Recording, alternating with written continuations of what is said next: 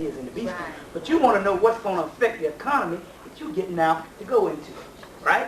And we're going to put it plain and simple. You see what I'm saying?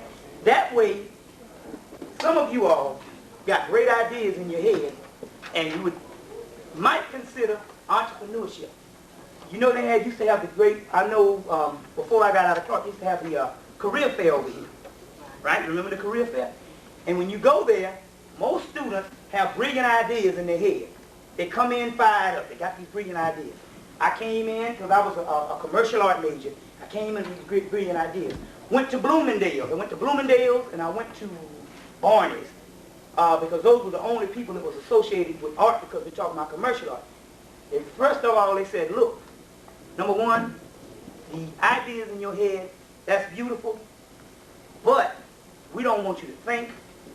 We don't even want you to look like you're thinking. Whatever there is, we're going to put it in your head and what for you to be what we want you to be. Now, that's fine if you are geared up for the job. But we know that millions of our people are being laid off by the underclass. You see, in the 80s, they took what you call the lower class, so we say we all lower class, 2 paychecks away from poverty. We all lower class when it comes to this. But in the 80s, they took what you would call your lower class, when you talk about dealing with your inner city and your projects, and they shut them out with the Reaganomics. But I remember this because I was in school during the whole 80s.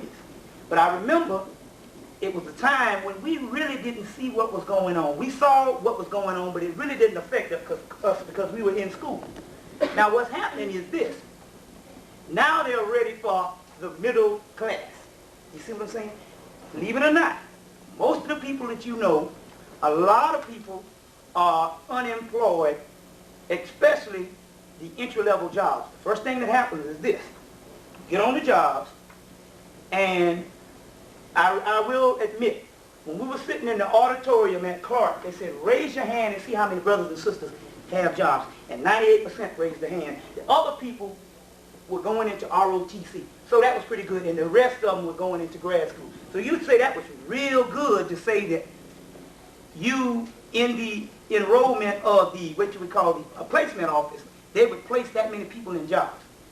And I said, oh, that's great. Because I went to another black college in South Carolina when they said, how many of you people got jobs at graduation? And nobody raised their hand but the ROTC. And the only other people that would have anything to say was the people who were going off to grad school. But the point is, if you notice, all of you got friends that went to the entry-level job, they worked for like a year or so, and the next thing you know, they say, man, I'm back home, man. That beast just, hey, they got me out of there. And they come back to grad school, a lot of them. We got several people and several partners in that case. I decided, on the other hand, give you a bit of background about myself to let you know that I ain't no Rudy Poo. Let me tell you what's going on.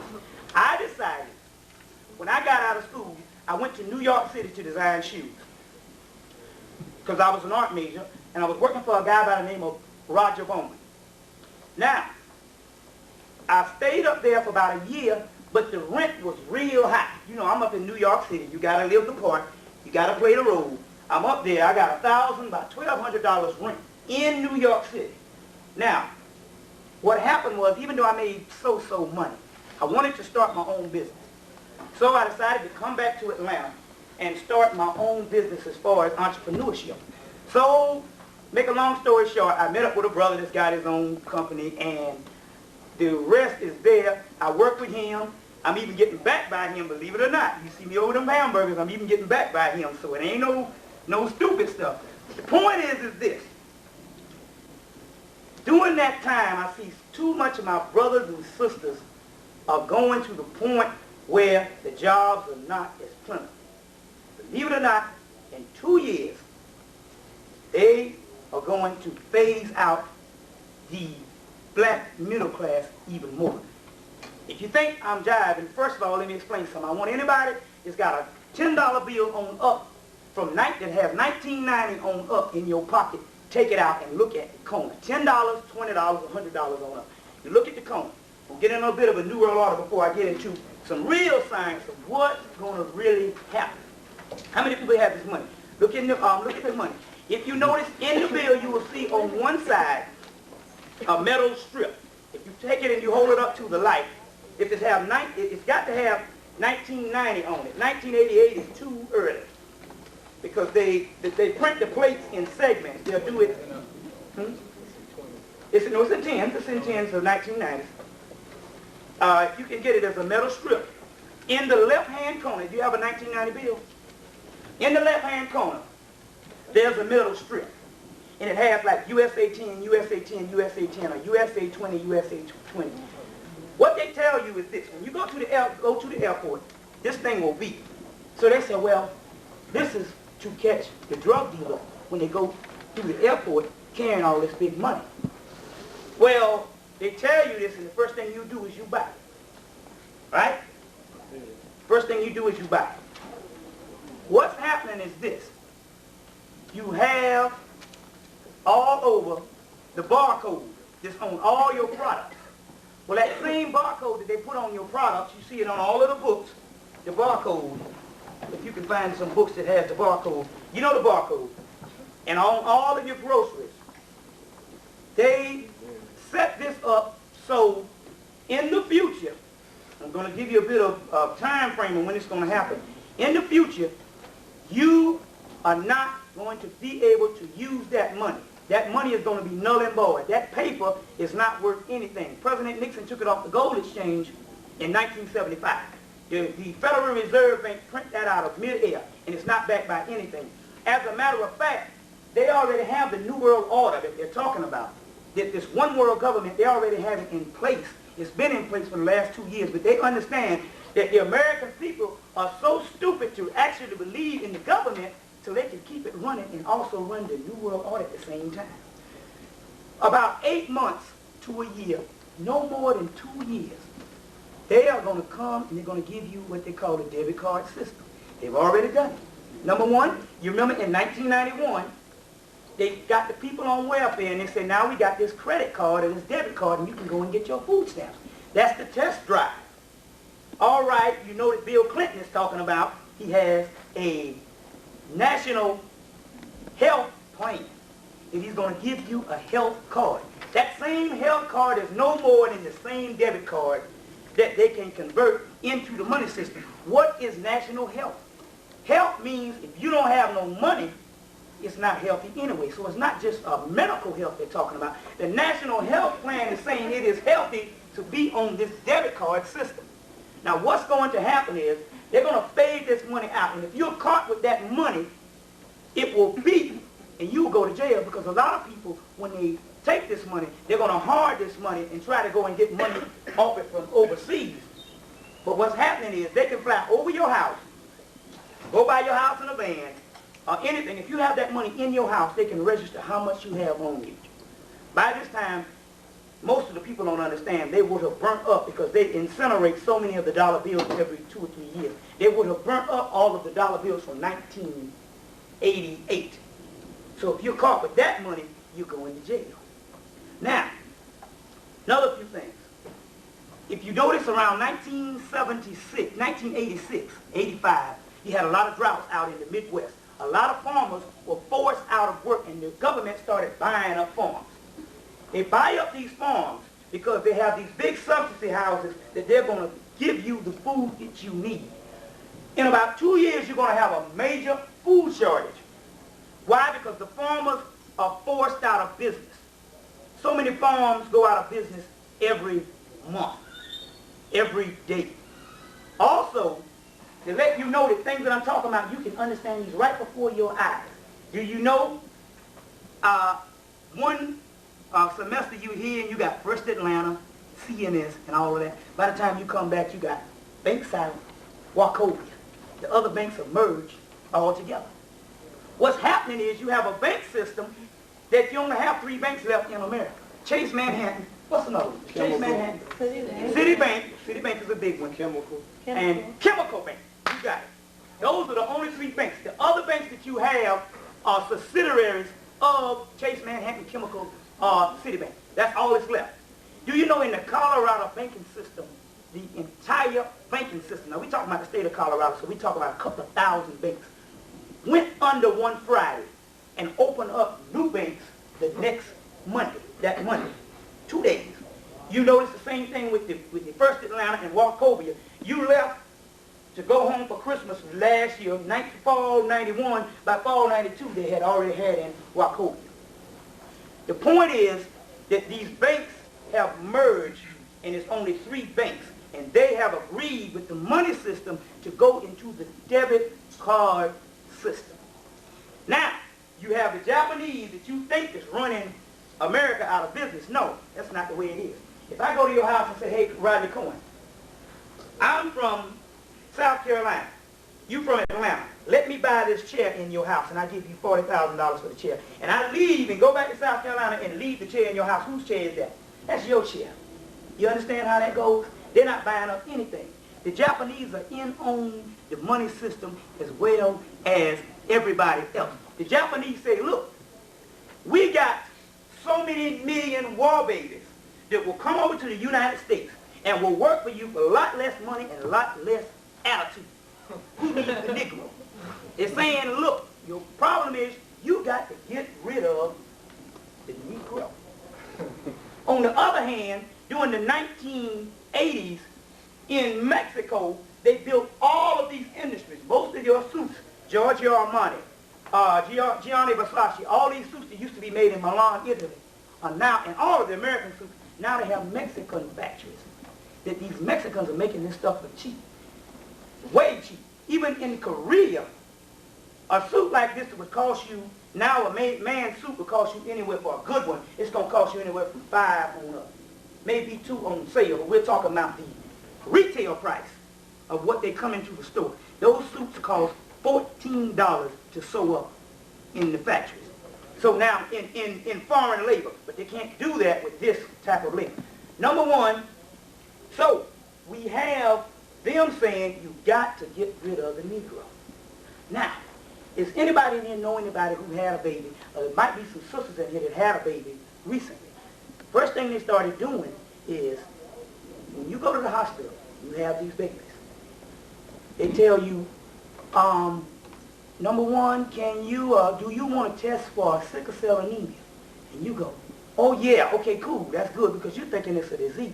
Sickle cell anemia is actually, if you notice, if most people go to Africa, they will catch malaria and die. But the Africans walk around like there's nothing going on. Well, what had happened was that, you know, the World Health Organization dumped, through the smallpox vaccine, dumped the AIDS in Africa and inoculated, let's see, I think 65 million Africans.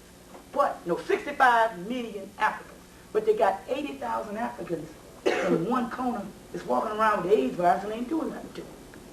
The reason why it's not killing them is because they have sickle cell. It's the same thing that keeps you alive from the malaria in Africa. And they have sickle cell, and it's not doing anything. So now America is saying, now we got to kill the sickle cell over here so the AIDS can really kill you. Now, if anybody knows the history of AIDS, we automatically know that the government has a history on germ warfare.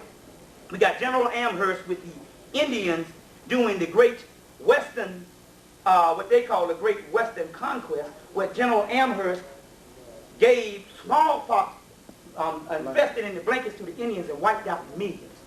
We also have the Tuskegee experiment where they gave the black men, how many was it, about 200? About 200 black men, they shot them up with syphilis in the 1950s and made sure that they could not get the actual polio vaccine and tracked them for almost 25 years and made sure that they could not get it, and they made love to millions of black women, if you want to put it that way, because we know how rampant we were sexually in our community and still the same way. Now, in 1978, in New York and in San Francisco, in 1978, under the hepatitis B plan from the same situation, under the same program, you can get, we can document this, you can get Robert Strecker's Strecker Memorandum to let you know we're not bullshitting. Use the expression. You can get Robert Strecker Memorandum. You can get Dr. Alan Cantrell, AIDS and the Doctors of Death. You can get the black biochemist from South Carolina. His name is Jack Felder. You can get his books on AIDS, biological warfare. Also, you can get a book by, I think the guy name is, well, I know Delbert Blair is another brother that does different things with AIDS and drugs. So the information is out there. We also can get the ISIS papers, which Francis Cress Wells to tell you. This stuff was cooked up in Fort Detrick, Maryland. Now, in 1978 with the hepatitis B vaccine on the East Coast and the West Coast, we had from San Francisco all the way to New York, they shot up so many homosexuals with the hepatitis B vaccine. Now, why homosexuals? Well, let's look. If this is a genocidal project, number one, black people, even though we have sex, we still are not as freaky as most people are, and we don't do certain amount of things. We just got into a certain amount of things recently. Now, if you notice, and especially the black woman is one of the most conservative people on the planet. There ain't but so much she's going to do. But everybody else is game. So, if we would have came down with the disease overnight, the first thing we would have said was, hey, something strange here, man. We understand the Tuskegee experiment, and we understand coming out of the 60s, all of the stuff that was portrayed and put on black people. We would have gone, well, something is wrong here. But you must create a smokescreen if you want to get the big prize. Now, the smokescreen was the homosexual community, because the first thing, now remember now, I want you to flash back. The first thing we said was, that's a faggot disease, and God is getting back on the homosexuals. You understand? Now, be honest for doing that. But we know that homosexuality goes back to Greece, 2000 B.C.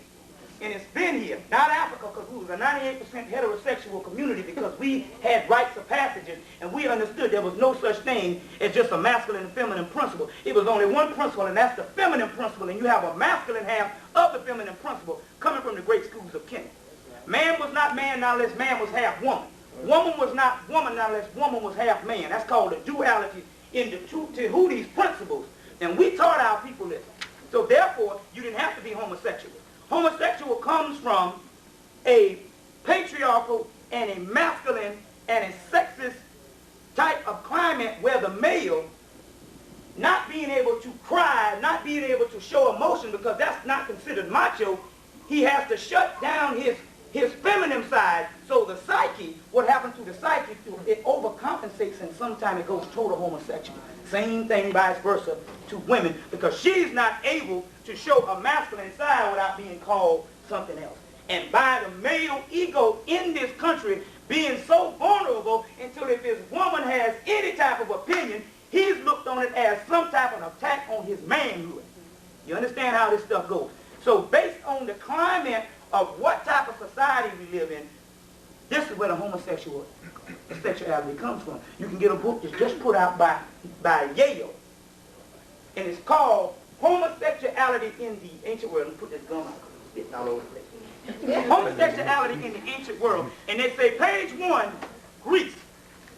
So based on that, they know that we wouldn't go for it. But they put it in the homosexual community because we understand that they have such an irregular lifestyle until you bought it. And the next thing you know, it jumped from homosexuality, who went and got in their communities and fought this disease, until the point that it came from them being one of the least people that have it, and the number one carriers of AIDS is black people. You see, now remember, each time you have an AIDS case that's reported in 1 year, you got to count that, and let's say, well, multiply that 9 by the next year. Now, in 1989-1990 season, right here in the AU Center, we had 40 cases per school. Now, that's 40 cases, close to 40 cases, and I think it was maybe over 200 cases. But see, you got to understand one thing about college. It's a check-in, check-out system. It's not like high school. If somebody's not going to school in high school, you know that's against the law. And you go, and plus, he stays in that town, you go, hey, something's funny. But in a check-in, check-out system, you just say, well, hey, well, either he didn't have money to come back, or they transferred. One of the two. You understand? So you can't detect it. But what had happened was you had over 200 cases in 1990, the end of 89-90 season. Now, hell, this is 1993.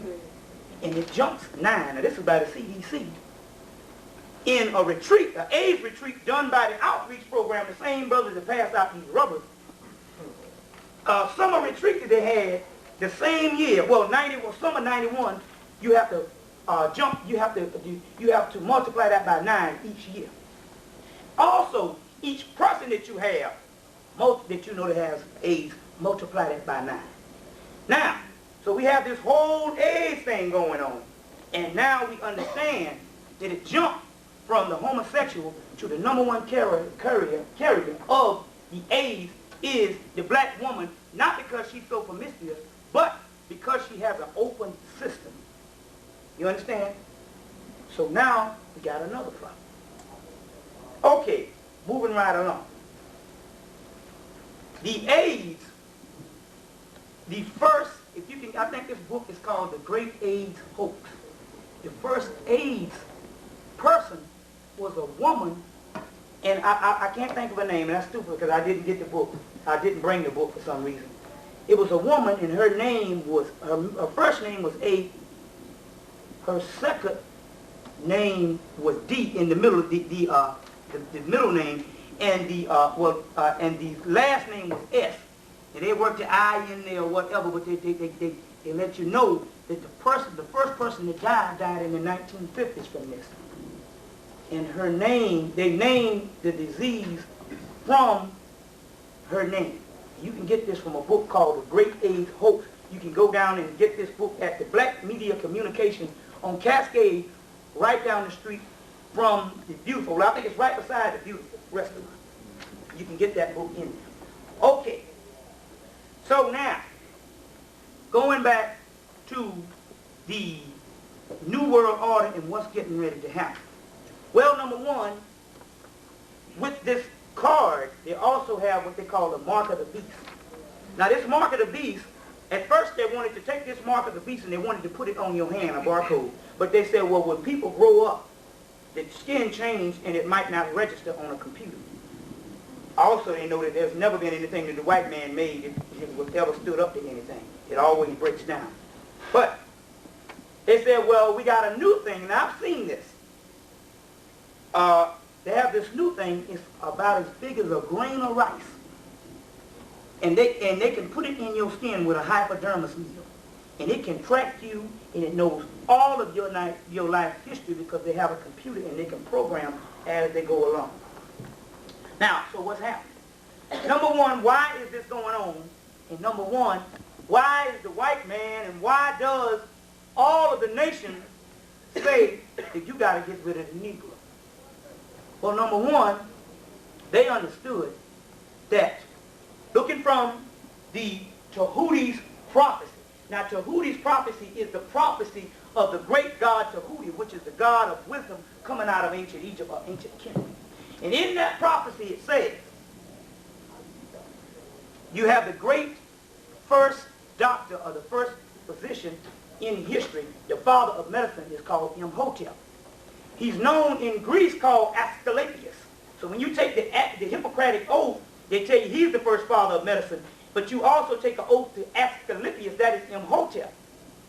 Well, in Imhotep there's prophecy that our brothers and sisters were so advanced that they could prophesy in the future, and you can do this right now if you get into your higher and lower levels. Well, in the prophecy says there's going to become a time when the divinity will leave Kemet or Africa, and Kemet will fall prey to grave robbers and all type of barbarians. We know who the barbarian is. It says, if I want to drop on this barbarian, let you know who you're dealing with, and we can go into some question and answers after we deal with what's getting ready to happen to the middle class. It says that there will come a time when the weak man will be considered strong, and the strong man will be considered weak. It said the pious man will be treated like a common criminal. This is a 3,000 year old prophecy. And it said the impious man will be treated like he's wise. And Imhotep started crying. He said, well, look. He said, well, will Egypt rise again? Will Africa rise again? Or will Mayat be established again? Mayat is the law, the order, the ancient Egyptian, ancient African law. Balance, harmony, righteousness, order, reciprocity. said, will it be established again? He said, yes, it will. He said, but when? He said, will be an extremity of Hemmitt that will rise up in the west. He said, well, who are these people? He said, these people now live here in Africa. But at this time, they would have gone through the Atlantic Ocean, gone through slavery, and they would have rised up from their oppressors in America. Same thing in the biblical prophecy if you're a Christian. The whole thing when you will be afflicted for 400 years in the bondage. And that Egypt is not a literal Kemet. It is actually a prophesied, because we know they didn't have no slaves in no Egypt. They built no pyramids. Those pyramids now are undateable. But even if they dated it with the time that they say they were built, the last one was built before Abraham was even born. And we know he was the father of the Hebrews. You understand? We understand that the Bible and the scriptures, whether you're dealing with the Quran, the Bhagavad Gita, the Book of the Dead, the Torah, we understand that that is a prophesied history. And a lot of these things are occurring today. Now, you don't have to believe me. You understand? But you better believe in something. Because even if I'm speaking some spooked out stuff that's not about a part of your church, don't be no hypocrite. Your church told you all your years that you better believe in something. Because if you don't believe in nothing, you're going to fall for everything. And the way the beast is rolling now, you dead. As straight as that.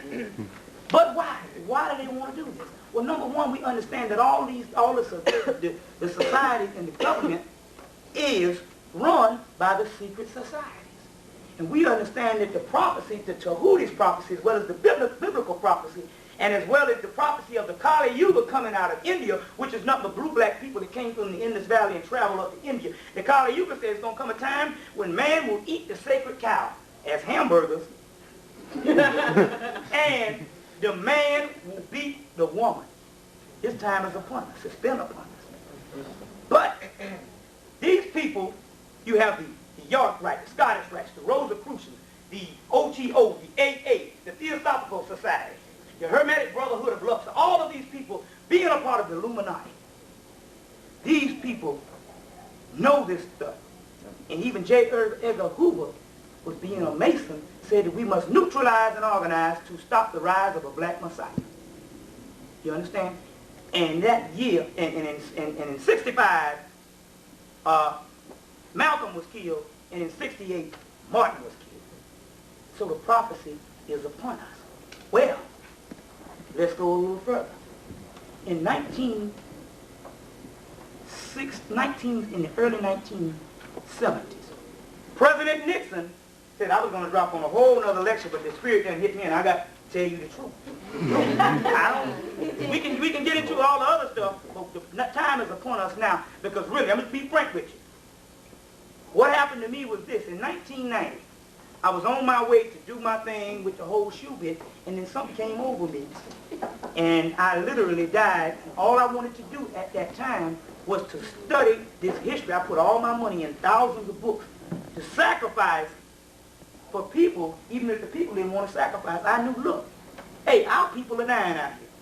And I knew if I must give 10% of myself, not giving 10% of your earnings in church, because remember when the scriptures was out, there was no such thing as this doggone money.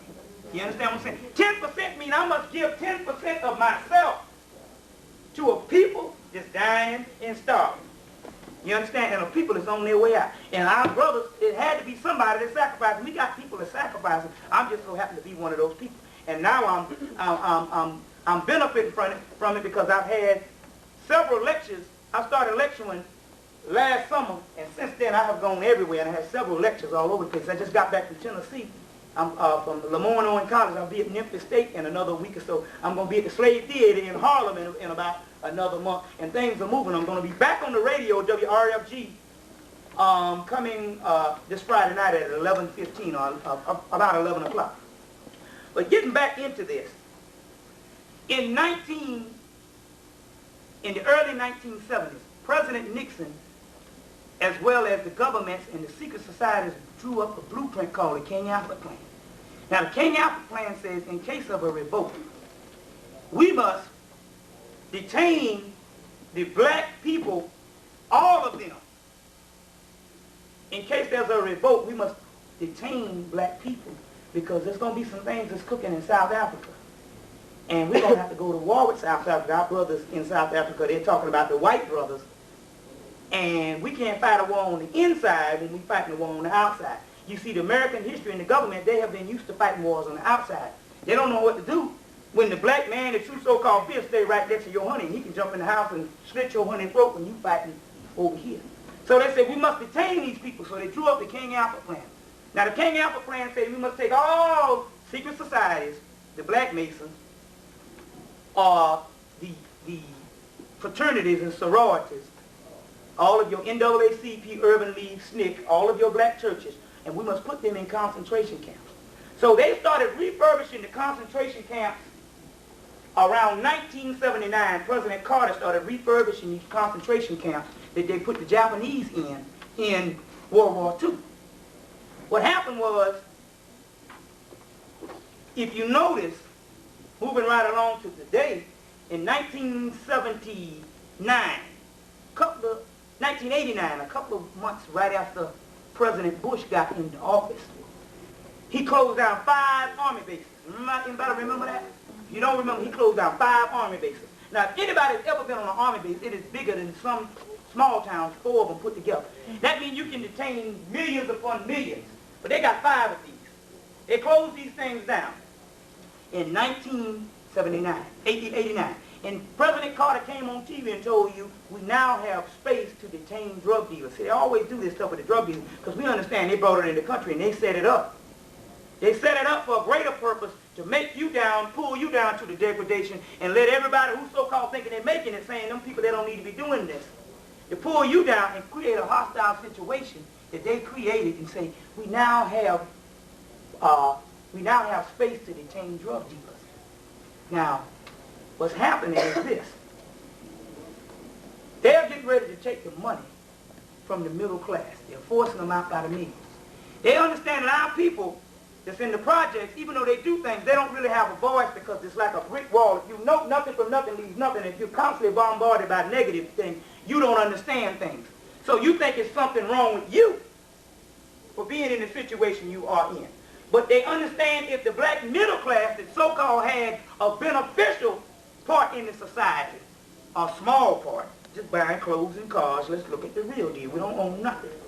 And don't own nothing. And you can't speak the truth because you know you got to go to the man Monday morning.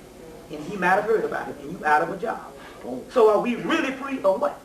So they understand, but even you, they understand that you do have a voice. Because every time something go up, you stand up and start talking if nothing else. If you don't do nothing, you just run your mouth. So they say, look, the object is to take the middle class and force him out. So when he'll stand up and say, I'm not taking it. See, you can't force me out and take all the jobs, and now I'm out here. I don't have nothing for it now. I done spent all this time. Some of them done buck dance with a crack all this time. Then look down on the other people. You understand what I'm saying? And put off their own liberation when they know that they should have stood up in the cracker face for that money. And now they don't have the money. You see? So they know that you're not going to stand for it. But this will also give them the justification to enact the King Alfred Plan. Now, if you believe in spirituality, we have, some people say, I don't believe in psychics. But then again, you just have to rehouse that into the people into the type of society that the people live in and the people we came from. You say, I don't believe in psychics, but everybody says, I know a person was born with a veil over their eyes. Okay, I understand what that means. What is the same thing as a psychic? Some of you.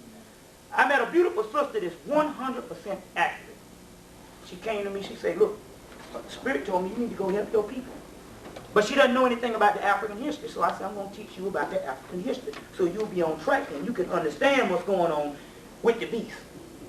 Well, she said, I said, well, I'll tell you what. That's good you don't know. That way you won't be biased when I ask you questions. I said, when is the money going? She said, 8 months to a year. And called a brother named Dale Jones that's in Philadelphia, and he's got a great book out called the Black Holocaust, and also a couple of videos. He's going to be at Georgia State in the next couple of weeks. He said, yeah, that's the same thing that our people have been registering, and that's the same thing that our people said the same thing is around 95. I said, well, okay,